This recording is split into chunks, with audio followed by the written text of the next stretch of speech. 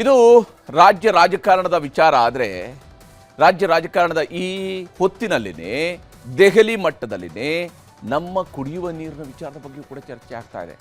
ಕುಡಿಯುವ ನೀರಿಗೆ ದೊಣ್ಣೆ ನಾಯಕನ ಅಪ್ಪಣೆ ಬೇಕಾ ಅನ್ನುವಂತಹ ಗಾದೆ ಮಾತಿದೆ. ಈ ಮಾತು ತಮಿಳುನಾಡಿನ ಮುಖ್ಯಮಂತ್ರಿ ಆಗಿರುವಂತಹ ನಟ ವಿಜಯ್ ಅವ್ರಿಗೂ ಕೂಡ ಈಗ ಅನ್ವಯ ಆಗುತ್ತೆ. ಕರ್ನಾಟಕದ ಕನಸಿನ ಮೇಕೆದಾಟು ಯೋಜನೆಯನ್ನು ವಿರೋಧಿಸಿ ಹೊಸ ಖ್ಯಾತೆಯನ್ನು ವಿಜಯ್ ಅವರು ತೆಗೆದಿದ್ದಾರೆ. ಮೇಕೆದಾಟು ಯೋಜನೆಗಿದ್ದ ಅಡೆತಡೆಗಳನ್ನೆಲ್ಲ ಜಲಸಂಪನ್ಮೂಲ ಸಚಿವರೂ ಆಗಿರುವಂತಹ ಡಿಸಿಎಂ ಡಿಕೆ ಶಿವಕುಮಾರ್ ಹಂತ ಹಂತವಾಗಿ ನಿವಾರಣೆ ಮಾಡ್ತಾ ಬಂದಿದ್ದಾರೆ. ಸಿಡಬ್ಲ್ಯೂಸಿಯಿಂದ ಶೀಘ್ರದಲ್ಲೇ ಅನುಮತಿ ಸಿಗುವಂತಹ ನಿರೀಕ್ಷೆಯನ್ನು ಕೂಡ ಇಟ್ಕೊಂಡಿದ್ದು, ಮೇಕೆದಾಟಿನಲ್ಲಿ ಅಣೆಕಟ್ಟು ಕಟ್ಟೋದಕ್ಕೆ ಭೂಮಿ ಪೂಜೆ ಮಾಡ್ತೀನಿ ಅನ್ನುವಂತಹ ವಿಶ್ವಾಸದಲ್ಲಿದ್ದಾರೆ. ಯಾವಾಗ ಡಿಕೆ ಶಿವಕುಮಾರ್ ಅವರು ಈ ಹೇಳಿಕೆಯನ್ನು ಕೊಟ್ಟರು, ಮರುಕ್ಷಣವೇ ತಮಿಳುನಾಡಿನ ಮುಖ್ಯಮಂತ್ರಿ ವಿಜಯ್ ನೀರಾವರಿ ತಜ್ಞರು, ಕಾನೂನು ಪಂಡಿತರನ್ನು ಕರೆಸಿಕೊಂಡು ನಿನ್ನೆ ಸಭೆಯನ್ನು ಮಾಡಿದರು. ಮೇಕೆದಾಟು ಯೋಜನೆ ವಿಚಾರಣೆಗೆ ತ್ರಿಸದಸ್ಯ ಪೀಠ ರಚಿಸಬೇಕು ಅಂತ ಸುಪ್ರೀಂ ಕೋರ್ಟ್ಗೆ ತುರ್ತು ಅರ್ಜಿಯನ್ನು ಕೂಡ ಹಾಕಿಸಿದ್ರು.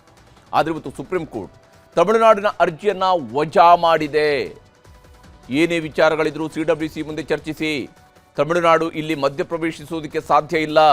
ಕರ್ನಾಟಕ 177 TMC ನೀರನ್ನು ಬಿಡಬೇಕು. ಅದು ಕರ್ನಾಟಕಕ್ಕಿರುವಂತಹ ಜವಾಬ್ದಾರಿ ಏನಂದರೆ 177 TMC ನೀರನ್ನು ಅದು ತಮಿಳುನಾಡಿನ ಪಾಲು, ಅದನ್ನು ಬಿಡಬೇಕು. ಅದನ್ನು ಬಿಡುತ್ತೆ. ಅದರ ಹೊರತಾಗಿ ಅದೇನು ಬಿಟ್ಟಿಲ್ಲ ಅಂತ ಹೇಳಿದರೆ ಆಗ ಬೇರೆ ಪ್ರಶ್ನೆ. ಆದರೆ ಬಿಡುತ್ತೆ ಅಂತ ಹೇಳಿ ಅರ್ಜಿಯನ್ನು ವಜಾ ಮಾಡಿ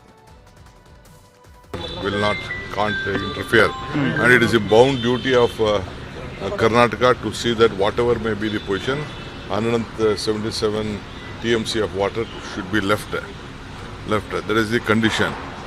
So that was been imposed. Now they had gone for a review after the Tamil Nadu government. Now a 3-bench was being formed again under the leadership. Now they have rejected it, and I am very thankful on behalf of Karnataka. So let us take forward. ಹೀಗೆ ತಮಿಳುನಾಡು ಅರ್ಜಿಯನ್ನು supreme court ವಜಾ ಮಾಡ್ತಿದ್ದಂತೆಯೇ CM Vijay ಹೊಸ ವರಸೆಯನ್ನು ಶುರು ಮಾಡಿದ್ದಾರೆ. ಪ್ರಧಾನಮಂತ್ರಿಯವರಿಗೆ ಪತ್ರ ಬರೆದು ಮೇಕೆದಾಟು ಯೋಜನೆಗೆ ನೀವು ಅನುಮತಿಯನ್ನು ಕೊಡಬೇಡಿ ಅಂತ ಆಗ್ರಹಿಸಿದ್ದಾರೆ. ಇನ್ನು 12 ವರ್ಷಗಳ ಹಿಂದೆ, ಇವತ್ತಿಗೆ ಸರಿಯಾಗಿ 12 ವರ್ಷಗಳ ಹಿಂದೆ ಮುಖ್ಯಮಂತ್ರಿಯಾಗಿದ್ದಂಥವರು ಪ್ರಧಾನಮಂತ್ರಿಯಾಗಿ ಪ್ರಮಾಣ ವಚನವನ್ನು ಸ್ವೀಕರಿಸಿದ್ರು ನರೇಂದ್ರ ಮೋದಿ.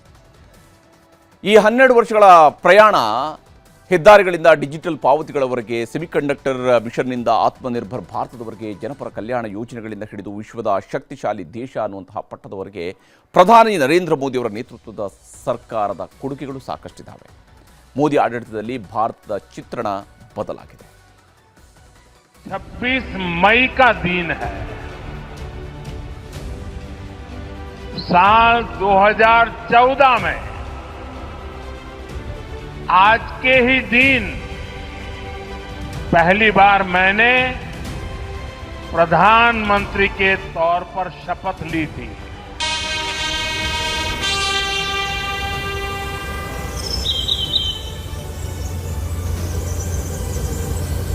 श्री नरेंद्र दामोदर दास मोदी.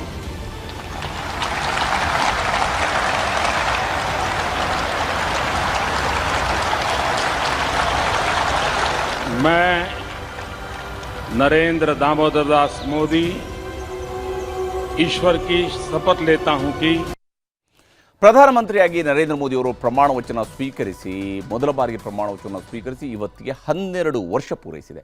3ನೇ ಬಾರಿಗೂ ಪ್ರಧಾನಮಂತ್ರಿಯವರಾಗಿ ಮೋದಿಯವರು ಮುಂದುವರಿತಾ ಇದ್ದಾರೆ. ಈ 12 ವರ್ಷಗಳ ಅವಧಿಯಲ್ಲಿ ಭಾರತದ ಹಲವು ಸ್ತರಗಳಲ್ಲಿ ಅಭಿವೃದ್ಧಿಯನ್ನು ಕಂಡಿದೆ. ವಿಶ್ವದ 4ನೇ ಅತಿದೊಡ್ಡ ಆರ್ಥಿಕತೆಯ ದೇಶವಾಗಿ ಹೊರಹೊಮ್ಮಿದೆ.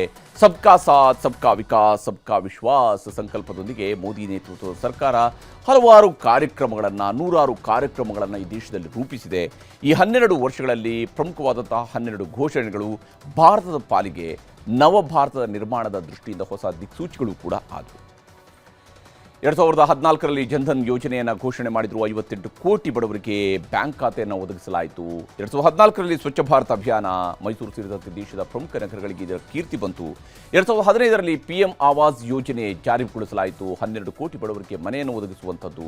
ಇನ್ನು 2016ರಲ್ಲಿ PM ಉಜ್ವಲ ಯೋಜನೆಯನ್ನು ಜಾರಿಗೊಳಿಸಲಾಯಿತು. ದೇಶದ 10 ಕೋಟಿ ಮಹಿಳೆಯರಿಗೆ ಲಾಭ. ಇನ್ನು PM ಗರೀಬ್ ಕಲ್ಯಾಣ್ ಅನ್ನ ಯೋಜನೆ, ದೇಶದ 80 ಕೋಟಿ ಜನರಿಗೆ ಉಚಿತ ಅಕ್ಕಿಯನ್ನು ಒದಗಿಸುವಂಥದ್ದು.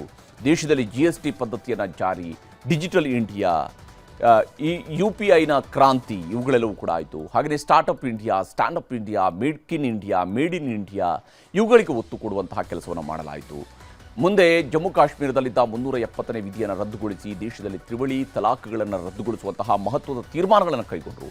ಬೇಟಿ ಬಚಾವೋ ಬೇಟಿ ಪಡಾವೋ ಅನ್ನುವಂತಹ ಕಾರ್ಯಕ್ರಮಗಳು, ರೈತರ ಖಾತೆಗೆ ಪ್ರತಿ ವರ್ಷ 6,000 ರೂಪಾಯಿ ಹಣ ಹಾಕುವಂಥದ್ದು, ಹೆದ್ದಾರಿ, ರೈಲ್ವೆ, ಮೆಟ್ರೋ ಅಭಿವೃದ್ಧಿಯಲ್ಲಿ ಅತಿದೊಡ್ಡ ಕ್ರಾಂತಿಯನ್ನು, ಎಲೆಕ್ಟ್ರಾನಿಕ್ ಸೌರ ಉತ್ಪಾದನೆಯಲ್ಲಿ ಅತಿದೊಡ್ಡ ಕ್ರಾಂತಿಯನ್ನು ಮಾಡಿರುವಂಥದ್ದು. ಹಾಗೆಯೇ ದೇಶದ ಮನೆ ಮನೆಗೂ ಕೂಡ ನೀರಿನ ಸಂಪರ್ಕ, ಆಯುಷ್ಮಾನ್ ಭಾರತ್ ಮೂಲಕವಾಗಿ ಬಡವರಿಗೆ ಚಿಕಿತ್ಸೆ ಒದಗಿಸುವಂತಹ ಕೆಲಸವನ್ನು ಮಾಡಲಾಯಿತು. ಸರ್ಜಿಕಲ್ ಸ್ಟ್ರೈಕ್, ಆಪರೇಷನ್ ಸಿಂಧೂರ್ ಇಂತಹ ಯಶಸ್ವಿಯಾದಂತಹ ಕಾರ್ಯಾಚರಣೆಗಳು, G20 ಶೃಂಗಸಭೆಯ ಯಶಸ್ವಿ ಆಯೋಜನೆ ಇವೆಲ್ಲವೂ ಕೂಡ ಮೋದಿಯವರ 12 ವರ್ಷದ ಆಡಳಿತದ ಕಿರೀಟಕ್ಕೆ ಬಂದಿರುವಂತಹ ಗರಿಗಳು.